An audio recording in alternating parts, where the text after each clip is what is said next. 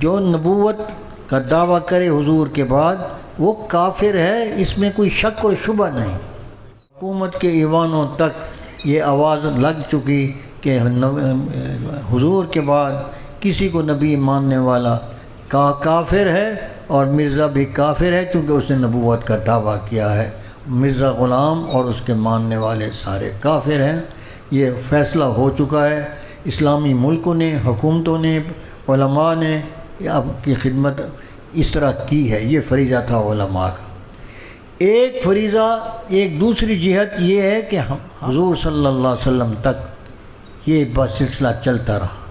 جب حضور تشریف لائے، آپ نے بھی اپنے سے پہلے تمام انبیاء کی آنے والے کی تصدیق فرمائی اور اپنی امت کو بھی یہی حکم فرمایا، لیکن بعد میں آنے والوں کے لیے آپ نے نئی بات کی، اور وہ یہ کہ ختم نبوت کا تعارف کرایا۔ میرے بعد نبی کوئی نہیں ہوگا، بس جتنے آنے تھے آ چکے۔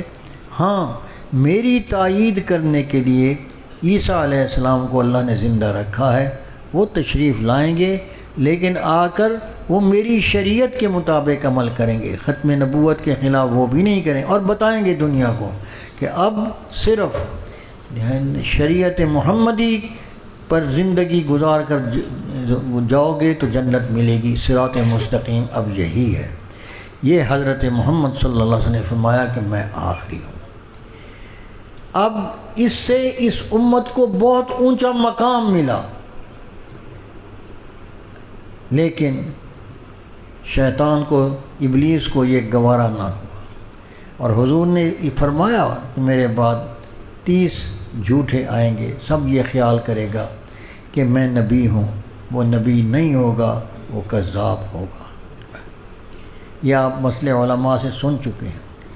تو اب گزارش صرف یہ کرنے کہ ختم نبوت کا اعلان کی وجہ سے حضور صلی اللہ علیہ وسلم کی نبوت ختم نہیں ہوئی، حضور کی نبوت کو استمرار ملا، ہمیشہ کے لیے اب دوام حضور ہی کی نبوت کا ہوگا۔ گویا نبوت کی تکمیل ہوئی، بعد میں کوئی نبی نہیں آئے گا۔ جب نہیں آئے گا لیکن ہدایت کے لیے نبوت ہے، تو نبی حضور صلی اللہ علیہ وسلم ہی کی نبوت کے اندر دنیا اب ہدایت یافتہ ہوگی۔ تو بھائیو، یہ مسئلہ جاننے کے بعد آپ سمجھیں کہ حضور فرماتے ہیں کہ میں آخری نبی ہوں، اور جو دجال آئے ہیں وہ کہہ رہے ہیں کہ ہر کہتا ہے کہ میں نبی ہوں، تو گویا اس سے تکذیب لازم آتی ہے۔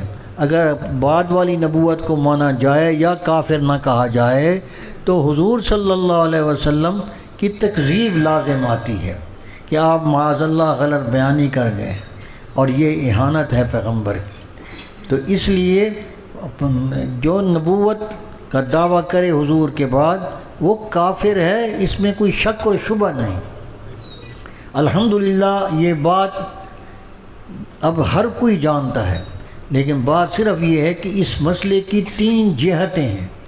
ایک جہت تو یہ ہے کہ اس کا علمی طور پر لوگوں کو قائل کرنا، یہ علماء کا کام تھا، علماء نے کیا، اور اتنا کیا کہ حکومت، عام آدمی سے لے کر حکومت کے ایوانوں تک یہ آواز لگ چکی کہ حضور کے بعد کسی کو نبی ماننے والا کافر ہے، اور مرزا بھی کافر ہے چونکہ اس نے نبوت کا دعویٰ کیا ہے۔ مرزا غلام اور اس کے ماننے والے سارے کافر ہیں۔ یہ فیصلہ ہو چکا ہے، اسلامی ملکوں نے، حکومتوں نے، علماء نے آپ کی خدمت اس طرح کی ہے۔ یہ فریضہ تھا علماء کا۔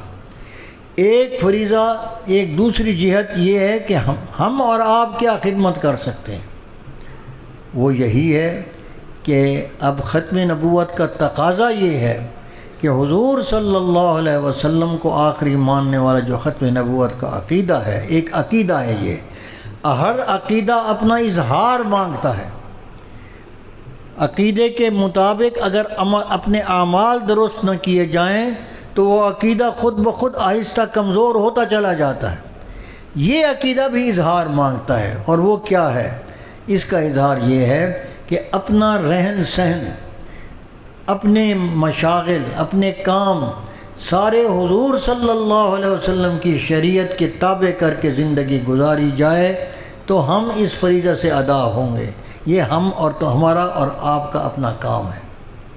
اگر ہم اپنے اس عقیدے کو ظاہر نہیں کرتے، ہم غیروں کے یہود اور نصارہ کے طریقے پر چلتے ہیں، تو گویا ہم مانتے یہ ہیں کہ حضور آخری نبی ہیں، راہبر ہیں، لیکن اپنا پیشوا عملی طور پر ان کو مانتے ہیں۔ دیکھیے کہ ہر نماز میں، نماز کی ہر رکعت میں ہم دن میں تقریباً